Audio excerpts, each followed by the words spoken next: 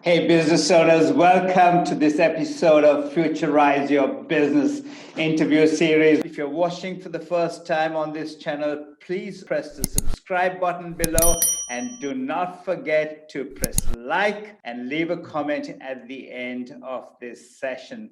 With me today is Trent Innes. Trent is the Managing Director for Xero in Australia and for Asia. Trent, big welcome. Thank you so much for having me on the show. I'm really excited to be here. Fantastic, Trent. I'm excited to have you because, for the audience, I want to say Xero has been a phenomenal business from the time they started in 2007. They took 4 years to get to 50,000 subscribers. And the next 50,000 subscribers came in 4 months, not 4 years. Today, they're at nearly 2.5 million subscribers.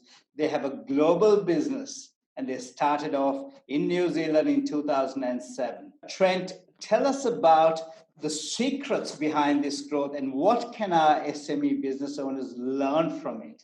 Yeah, that's a fantastic question. I mean, I think the big secret was that it was, the person that founded it, Rod Drury, a very passionate New Zealander, was solving a big problem. And that big problem was that, historically, all your financial information was trapped in your desktop or trapped in a manual ledger. And when you wanted to go and get some expert help on that as a small business owner, when you wanted to go and see your accountant or your bookkeeper or your banker, that information was trapped and was very, very hard to share. So what Rod did through the power of cloud computing was actually get the concept of the single ledger. And that was really solving a problem where you could actually have your data stored in one location and multiple people could access it to help the small business owner be more successful. The other thing that he did was he actually really kind of made accounting fun. And so most people historically have not found accounting fun. I'm an accountant, I find it fun.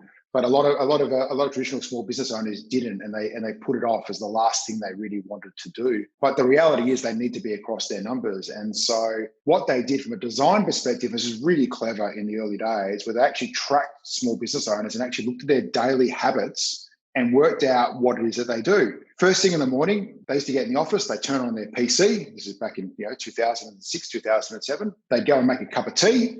Then they'd log into their bank and look at their bank and say, what transactions came in, who paid me yesterday? And then they'd actually go back to their financial information. But quite often they didn't do that on an actual day. They did it at the end of the week, the end of the month, the end of the quarter. Whereas what Rod and the designers saw was if we can combine those processes together, we could actually see real-time information and the small business owner knows exactly where they are at any point in time. And that's where bank feeds came from. So that was really the first step in the digitization journey for small business. Look, as I mentioned, I have been a user of Xero from 2010. And thank you. I have no idea why I chose Xero, but I was looking for a cloud computing solution for that very reason you mentioned, Trent, because other softwares that was available to a business owner had you chained to your office. You couldn't work from wherever you were, and Xero resolved that problem for business owners. So again, a lesson there, what you mentioned was to understand the behaviors of your customers. And that's the key lesson here, I believe, and to study the behaviors of the customers. In this case, what did people do as they went into their offices? So, and how could we innovate around that to resolve that problem, to make the customer's life better? I always say innovation from a practical perspective, if you look at it, Trent, is how do we make little improvements on a continuous basis that makes your customer's life better? And absolutely, on a continuous basis. And that's what I see from that message of yours. Is there anything else you can share with us? Yeah, but accounting is not a new concept. I mean, accounting's been around for a very long time. But it was, I think the other thing they did really well at that point in time was actually work out what were the shifts that were going on from a technology perspective and how do they ride those shifts. So the great thing about the cloud is the cloud actually changed the economies of scale to be able to distribute software to small business owners. So historically before that, the only way to distribute things was cut a CD, put it in a box and put it in a retail shelf. Yes. Basically. The cloud completely changed the whole economics of that. And it actually also allowed you to be digitally connected and, connect anywhere, anytime, on any device. It was also about that time, 2007, when we got the first iPhone, which feels like the iPhone's been here forever. but it actually was only 13 years ago. And when the iPhone was coming out, that really changed the way that people interacted with online services as well. So it was probably fortuitous timing, but also, the ability to see where the future was going and to say, well, how do we actually take accounting, quite an old world concept, but super important. How do you actually take that on the new waves of technology that are coming through at the moment, being cloud and mobility, and ride those waves to actually change something that used to be done in a quite laborious, boring way and make it more easily accessible and a bit more exciting? Fantastic. Some really great advice there, Trent. And just to recap there, the first one we discussed in the previous question was to understand the customer behavior, to understand their needs, then to understand what technologies are emerging and what is already there that's getting entrenched but not quite entrenched. That was the cloud technologies, and then mobility was coming through with the iPhone being launched by Steve Jobs in 2007. At the same time, Xero was being incorporated and being founded. And these are amazing lessons for small business owners. And you may think, as a business owner, how do I latch on to the emerging technologies? How do I know which ones to pick? And I look forward to discussing some of that with Trent as well. Trent, there's one more thing I believe Xero did really well. How Xero went and built a channel to market so that Xero can scale their businesses appropriately. Are you able to talk about that to us? Yeah, absolutely. So one of the things that we also realized is that the natural channel to market for small business is their accountant and bookkeeper. That's the trusted advisors in their world. There's not that many professionals around the outside of us that we truly trust with valuable information. We trust our doctors, we trust our accountants or bookkeepers. We tell them things we wouldn't tell the general public. And so very early on, they realized that was a fantastic opportunity to actually work with them, not just use them as a channel, but actually build tools that help them be more successful as well. Because if you think about it, take an accountant or a bookkeeper, historically, they were very limited in their ability to attract new customers because they pretty much worked in the suburban shops. The vast majority of accountants and bookkeepers in Australia, 97% of them employ less than 20 people. So they are small businesses in their own right, providing accounting and bookkeeping services. Absolutely. But most of them were very, very much inside their local suburb. They actually basically had a border almost around them about where they could attract customers from. Correct. The cloud completely changed that for them as well. And they were able to work from anywhere. So once again, the barriers to entry for being an accountant or bookkeeper came down significantly. The tools and technology that became available to them increased dramatically, and the investment in that. And so it allowed them to be able to better engage with their customers. So it's almost the concept of building a two-sided marketplace, really, whereby you're building tools for your channel, but you're also building tools for the end user as well. And when those two combine together, that's actually where the true magic happens.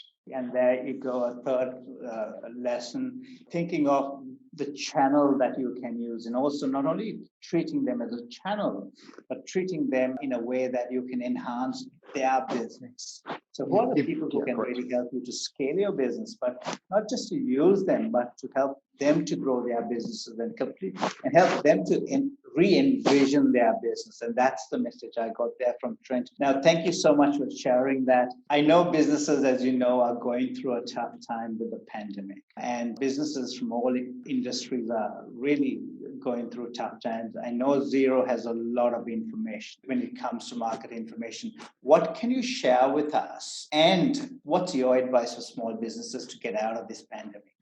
So I've got so much information I could share with you. So I'll pick out a few little bits of information, but we run a program called Xero Small Business Insights, which we launched back in 2017. And what that is, it's an aggregated, anonymous view of the subscribers on our platform looking for various trends. And what we realized even back in 2017, way before, obviously, we couldn't predict a pandemic was coming. I don't think anyone predicted that.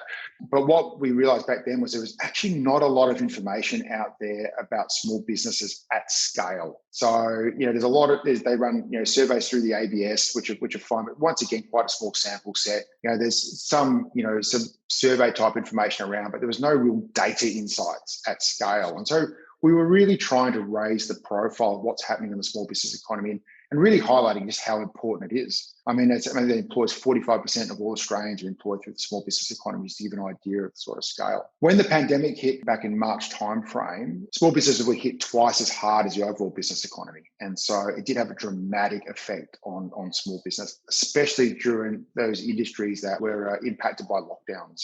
Absolutely. So, things such as arts and recreation, hospitality, they're the two that we hit the hardest because they were not set up really to work remotely in a takeaway type of environment. Many of them actually relied on foot traffic coming through the doors to actually, to actually generate their revenues. So they were hit really, really hard. And what we actually saw was a drop from about, give or take, I'll round it slightly, but in March this year, in March 2020, the small business economy, based on Small Business Insights, was growing at about 5.5% year over year, dropped to -8% in April. So there's about a 14% drop straight away. There's also a massively large drop in employment as well. And so one of the biggest challenges small businesses have is they don't have many levers to pull when things get tough. So one of the only levers they could pull is casual employment. And so when uncertainty hit, when the revenues, dried up, they pulled that lever pretty hard, and we saw a dramatic fall in unemployment in small business as well. That did get arrested though, as when JobKeeper got rolled out. So we actually saw the drop. And then when JobKeeper came in, it did actually level out. And so the JobKeeper definitely stopped the drop in unemployment. Thanks for sharing that. So where do you think businesses can go from here, and what can they do to get out of this pandemic trend? What's your advice? Look, so the signs are good at the moment. So, what we have seen is, even though we had those dramatic drops, we've actually seen a V bounce. So that actually has bounced quite quickly. Revenue growth is actually back up and looking quite healthy again. It's back in the positive territory. Jobs hasn't quite caught up to that yet. This is as of the end of September. It's a bit of a lagging indicator. I think a lot of that's due to the confidence. So to bring on that next employee takes a while for people to feel confident that they're able to do that. But we're seeing real variations out there. So we are seeing some small businesses that during the pandemic have absolutely thrived. They've either thrived because they're an e-commerce type business. So one that comes to mind for me that I spoke to recently was the Sheet Society. Yes, an amazing business. Hayley at the Sheet Society, I actually did a video with her recently. She sells sheets online. My wife is a massive fan, and we have more sheets in our house now than we've ever had. So she's found that website, which so Hayley's doing quite well out of the Innes family. But she sells sheets online, and her business has absolutely boomed during this time. And so she's employing people. She's her sales are gone through the roof. That's one that's actually with a real e-commerce focus has really boomed. We've also seen a lot of businesses that have pivoted as well, and we've seen a number of those coming through as well. There's another great. I've got another great story on our blog site about a company called Sticky. So Sticky is a candy lolly shop. So when you go to those lolly shops, you see them in the window where they stretch out the candy. Yes. Yeah, and then they cut up. So their business was in the Rocks in Sydney, and most of their revenues came from cruise ships. So no cruise ships coming into Sydney, no tourism in the Rocks. Basically, when I spoke to David, the business owner there, he basically said that their revenues went to zero like that. Everything just went to zero because there was no foot traffic. And so they were completely reliant on people walking into the front door and buying lollies, which would have been a really great business for cruise ships. What they did off the back of that was, of all things, their 17-year-old daughter, who understood TikTok quite well. And I don't know, I don't profess to know a lot about TikTok, but my kids do. But what she did was she said, this is quite mesmerizing when you're making these lollies. Let's make a TikTok of it. So they made a TikTok, put it up online, and it went viral. Went absolutely gangbusters. I think they've got, I might be making these numbers up slightly, but something like 2.8 million followers now online. And they now, so they use social media to actually get their name out there, and their business is absolutely booming. Now, these are two extreme cases. There are other scenarios, of course, where some businesses have really struggled during this time, but it's not all doom and gloom. But what I think we have seen is a real acceleration of those companies that have used digital means to actually attract a broader customer base than they would have had historically. Correct, absolutely. And you make some really good points there, Trent, and I'd like to expand on them. So the businesses who had a digital and marketing infrastructure, they were able to pivot very fast when the pandemic hit them. And those businesses have done very well. I know multiple businesses from industries, even including gyms and hospitality, which were massively impacted, who are having rapid growth during this time. I spoke about a lawyer who I spoke to today who was impacted, but because of his digital infrastructure, he's able to pivot. And the words he used is the business is off the rails. That was this morning. And you can imagine my excitement to hear that. He's employed 2 more people. One of the gym owners I spoke to said, I've employed 4 more people. And these are not big businesses. These are small business owners who had a business idea, who started a business. But they've done it. They've built that digital and marketing infrastructure that have helped them to pivot. You used another great example. You used the example of that business that used a 17-year-old daughter used TikTok. Now, TikTok is a new platform. A lot of people scoffed at it as it came about. I remember talking about TikTok at the end of last year, and people were laughing at me. But the fact is, when these new technologies emerge, instead of scoffing at it, we've got to be open to it. We've got to have a look at it, try to understand it, and to see what channels can we get to using that. And are those channels related to our business where our ideal customers are?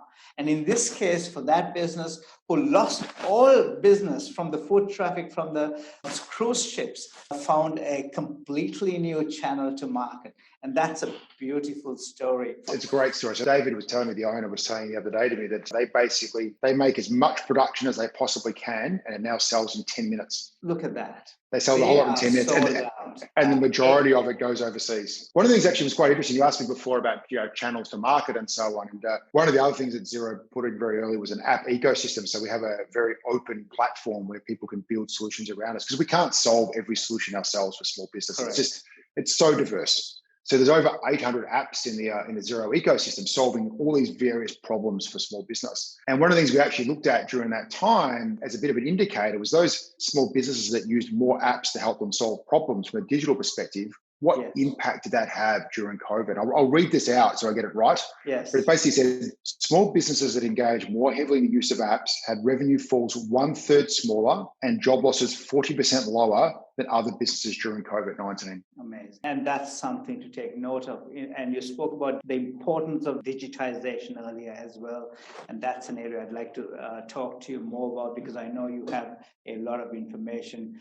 Trent used to work at Microsoft. He's worked with multiple other software companies, and of course his time at Xero has been pivotal, because Xero Australia is the largest market currently for Xero. Asia is growing rapidly as well, and Asia is not one market, as we all know. There are so many different countries, so many different cultures and languages and markets. I'd love to hear from you about that as well, Trent, about how Xero, not just your app store, but how you're looking at the other markets as well. So being an online platform, a bit like yourself, so obviously back in 2010, you searched online and you're looking for a cloud accounting product. We still have people doing that now. And as a result of that, we actually have customers in 180 countries around the world. So the fundamentals of the product is, a debit is a debit and a credit is a credit. I'm an accountant by trade deep down. But so people have actually found it. So we don't have physical presence in all of those locations. And so we're quite strategic about where we do have offices. But, we've got a sizable footprint now in the UK, the US, Asia, South Africa, Canada, Australia, New Zealand. I'm probably missing somewhere, but you get the idea. So we are truly becoming a global small business platform from this part of the world. And that's probably one of the things I'm most proud of, and probably one of the reasons why I was so excited to join Xero after Microsoft, is that we build stuff here. So we're not just we're not taking product from overseas and then distributing it. We're actually building stuff. And I'm really passionate. I genuinely want cool and exciting jobs for our kids as they grow up, especially for my own kids, but for everyone's kids here. I think it's really exciting when we're building things here. And then more than ever, actually giving that belief to other people as they're coming through that you can build a global tech company from this part of the world. We've got amazing education system. We've got amazing people. We've got that real Aussie battler mentality as well. And so, there's no reason we can't do it from here. And there should be more of them. And brand Australia is so strong as well across the world, and I can't see why we haven't done it. In fact, I was talking about a blog I wrote, I think in 2008 or something, about why politicians, consecutive governments in Australia were using our country as consumers of technology as opposed to creators of that technology you rightly speak about. And I think that change is happening thanks to Xero, thanks to Atlassian, thanks to Canva, and thanks to so many other smart tech startups. And I'm hoping somebody will say thanks to NetStripes as well sometime or the other as we grow. Definitely hope so. I mean, that's the intent. And I think if it, that's why I love doing this sort of podcast and, any opportunity to sort of give back and give a bit of confidence to someone, I think it's really, really important because it can be done. It can be done. And there are, of course, there's barriers, but the reality is through technology now and through the distribution networks that are available, you've got this opportunity now to scale like we could never have scaled previously. And so it's a fantastic opportunity. You just got to solve a great customer problem, work out how to solve that problem, work out what the trends are in the technology, and how do you actually use that to scale. Fabulous. Look, I want to get back to those very points you mentioned because that's so important, Trent, what you just shared. Some real gold there in that wisdom to discover the problems people are having, understand how to resolve that problem, understand what technology trends are happening, and how can we use this technology to resolve that problem. Wise advice, Trent. Thank you for sharing that. And you spoke about businesses, what Xero has done for businesses. Xero has helped business owners to completely sort their back ends. They don't have to worry about the regulatory issues anymore because Xero has completely transformed that. You have your app store as well to help in other areas. So business owners, there is technology out there. Now, I was talking to Trent, you and I were talking earlier, Trent, the vision for NetStripes have been how can we empower 1 million small and medium enterprises to accelerate their growth through digital innovation. Now, I know we can't do that alone, and we work with multiple partners to do that. However, people tell us that today the system we have built to help business owners to move from their traditional business models to digitally successful businesses is one of the best in the world. And because we can enable them to do this fast, efficiently, but also extremely affordably while they achieve business results. Having said that, there are so many businesses before the pandemic even that were going bust. We had 1 million businesses in the last 5 years going bust, according to the ABS. We had, companies like EB Games and all these retailers we knew like that closing down, Triniti's restaurants, and I can go through the different brand names. And this was despite the economy growing before the pandemic. Of course, it was growing at 2.5%. But the difference was the digitally enabled businesses at the time, according to the latest research at the time, was growing at 18%. So that's a 9 times difference, Trent.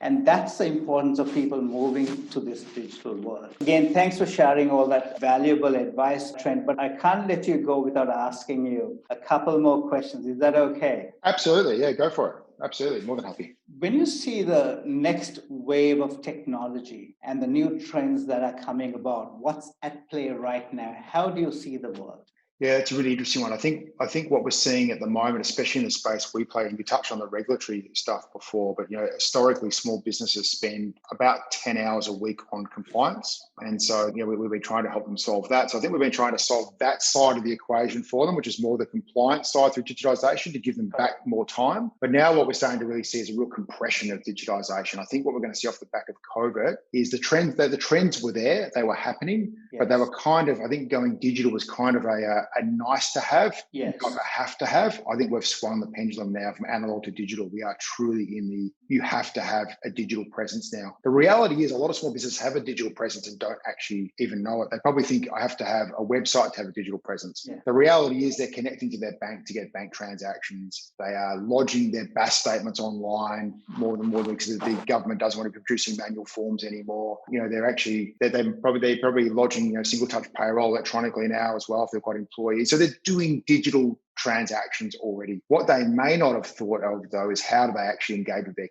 customers? What's the customer side strategy? Yes. So how are they going to acquire customers? How are they going to retain them? How are they going to grow them? How are they going to nurture them? The great thing is now is there's so many tools out there for them. I mean, they can be a little bit confusing, and they probably need to sometimes maybe get a little bit of advice about that. But the great thing right now for small businesses, they have better access to technology, I think, than big business does. They can deploy it more rapidly. It's more connected. And it's not even about technology anymore. It's a service. You're actually buying a service. Because in the old days, you had to buy a bit of technology. You had to take it home. You put your CD in and you tried to bolt it all together yourself. And you had to be a technology expert. And that's where people got, how am I going to do that? I don't want to do that. Whereas now they're actually subscribing to services. The great thing about services are if you try one and you don't like it, you can normally get out of it really, really quickly. It's probably 30 days notice or nothing, and you're away. Absolutely. But there's something out there for everyone. For almost every industry you're in, somebody has solved that at scale. And they've kind of just got to get on the bandwagon. I mean, one of the things I've been fascinated by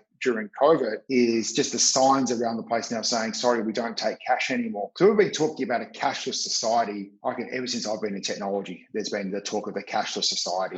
So true. There's been no level of necessity that's driven us to actually be a truly cashless society. But I looked back through my bank statement the other day and I haven't taken any cash out of the bank for 7 months. And so I'll admit, I used to quite like having a bit of cash in my wallet still, but now I don't because I've made that transition. And I think I was telling you before we started recording, I was at a local farmers market a couple of weekends ago and they had a big sign out the front, no cash. And every single vendor had a little payment device to actually take their payments. So if the local farmers market can transition to a truly digital payments world, every small business owner can. And so I suggest that we are going to see a compression of it off the back of COVID. And the reality is you're going to have to find a way to do it because I think the opportunities outside of digital are going to fast evaporate. Thanks for sharing that, Trent. And you're absolutely correct. Necessity has created a lot of the change that we are seeing. Who would have thought we'd be in a near cashless society? I'm hoping although you're not using your cash, you're still spending enough to keep this economy going. Absolutely. Well, we're definitely buying sheets. I can tell you that. So there's plenty of new sheets in our house. We have more sheets than beds. So I'm not sure how that works, but that's been I jest, but I've got 2 teenage daughters as well, and there's been a lot of parcels arriving at our house during this time. I'm sure any parent with teenagers can attest to that. Absolutely. I think the businesses who are on e-commerce are really benefiting, not just sheets, but in every aspect of retail commerce. Trent, you made some really valuable points there. The compliance aspect has been completely looked after. There are other areas from a technology perspective businesses can look at. However, you mentioned something so important. It's not, when you want to go digital, it's not just a website, because already most businesses have websites. You have social media, probably do all the Google ads and etc., and you still don't get results. And Trent mentioned what you have to look at is you have to look at it from a customer perspective. You have to understand customer strategy. You have to understand, as Trent answered his first question, he said how Xero reinvented by understanding their customers' behavior. And it is by understanding this, we have to re-look at our business models and reinvent our business so that we take a whole of business approach. McKinsey, the famous strategy consultants who are probably the best in the world, say that simply taking an existing business and putting a website around it or an e-commerce platform around it is not digital reinvention. And Trent, that's the problem. We've helped businesses, SMEs, to transition through the NetStripe system because businesses otherwise are spending so much money on websites and social media and all this. And when they don't get results, it's frustrating. And as Trent said, you don't have to worry about it. There are services that are so affordable. And sometimes if you don't like the service, in 30 days you can get out of it. So but I think you need to really lean into it. I think where I've seen people go wrong is when they take their traditional bricks and mortar business and put a little bit of digital on the side or a little bit of e-commerce on the side, but they're not really into it. They don't really understand the buying experience, so the experience is poor. Exactly. That experience can't be poor. You have to, and the great thing is if you do it really well, some of the repeat business that you hear people coming back through that, because you're building a fantastic marketing list off the back of that as well. And so if you do it well and you provide an amazing experience, you'll end up with great repeat customers as well, which is much harder to do in a bricks and mortar environment. Absolutely. And as you correctly say, it's not just the customers you win online, but the repeat business and the word of mouth business is expansive. And typically these businesses have not incremental business growth, but they have transformational business growth. Trent, with that advice, thank you so much for your time today. Pleasure. Really appreciate your advice. We must get you back because there's so much wisdom you have to share. There's so much Xero is doing, no doubt, every 6 months or a year, and we'd love to get an update as you go. But before you go, I need some parting advice for our business owners on how they can grow their businesses and how they can drive their course to success. I'm probably far more qualified to talk about that than I'm about talking about growing a mustache, by the way. So I will apologise. We are well and truly into November at the moment as well. So I apologise. It's a fantastic cause though, and big hello to all the other Movember people out there at the moment. It's a really good question. I mean, I think the big thing at the moment is what became really evident during the pandemic is a lot of business owners had no plan. Yes. So they actually didn't know where they were going. So number one, regardless of what size you are, whether you're a small business, a medium business, a big business, a sole trader, you need a plan. And what I'm saying, you don't need a 100-page PowerPoint deck. It can be one page. Understand why it is you exist. What are you doing? What are you doing? And so you can clearly so tell your story. I reckon the best way to do that, your business plan should be your story. What's your story? I think that's number one. I think every business needs a story because that shows why you exist. And so when somebody asks you why do you exist, you can say, here's my story. And it became really evident that people just didn't have that. Two, I think the other thing that really became really evident through the pandemic was a lot of people weren't really in control of their finances. And so it's really important to fully understand where you're at. And we've actually seen this trend playing out for quite some time. And you mentioned before how many small businesses do fail. You know, we've been tracking through Small Business Insights that at any point in time, roughly 50% of small businesses are not cash flow positive. They're surviving from 1 month to the next. And the problem with that is when you get an economic shock, such as the pandemic, it really hurts. So you need a plan to think about how am I going to survive for a period of time? What's my longer term sort of, medium to longer term strategy? The third one is digital is now. It's not, I touched on this before. It was very much in some circumstances a nice to have, unless you were a fully digital enabled business from day one. If you weren't that, it was kind of nice to have. It's now a have to have. People are going to look for you online now. I think consumer and buying behaviors we're already shifting, but now that they've done a seismic shift. It's done a seismic shift. I mean, it's going to be fascinating to see what happens during the Christmas period coming up. I suspect it's going to be a digital Christmas is my gut feel. I mean, I think the digital online businesses will go through the roof in the next month or so as we head into Christmas. But I think that'll be a really big indicator of has this shift really happened, and I suspect it has. Fantastic advice, Trent. For those business owners who are watching this, I'd really urge you to watch that piece of advice again. There's some absolute gold in there, some really wise words. Trent, thank you so much for sharing it. Businesses must prepare themselves for a crisis. This is probably not the only crisis we are going to see. We had the bushfires before that. We had the drought before that several years ago. We had the GFC as well. And if we are prepared financially, digitally, and as a business, we often can take advantage when there is a crisis. As you've heard before, never not use what was the famous words? Never not take advantage of a crisis.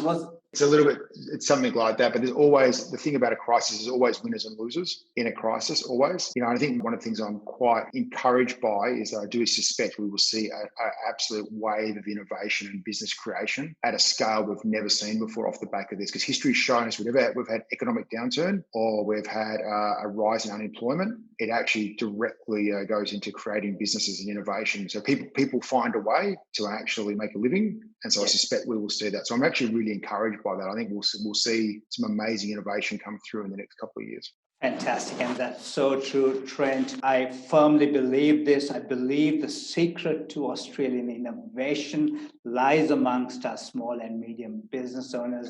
And Trent has said that. And the reason I say this is because business owners understand your industries intimately. You guys have worked in these businesses for 10, 20, sometimes 30 years. You know what works in your industry, but at the same time, you know what sucks in your industries.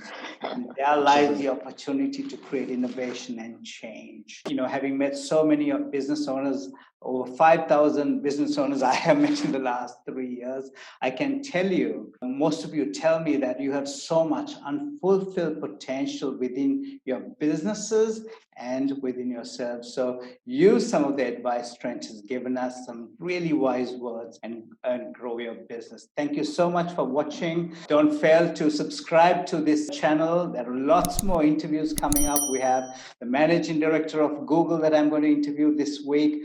There are so many other managing directors of Amazon, AWS or Amazon Web Services, Alibaba. Today we have Xero, Facebook, and so many other interesting evangelists, influencers, and executives that we can learn from. Thank you so much for watching.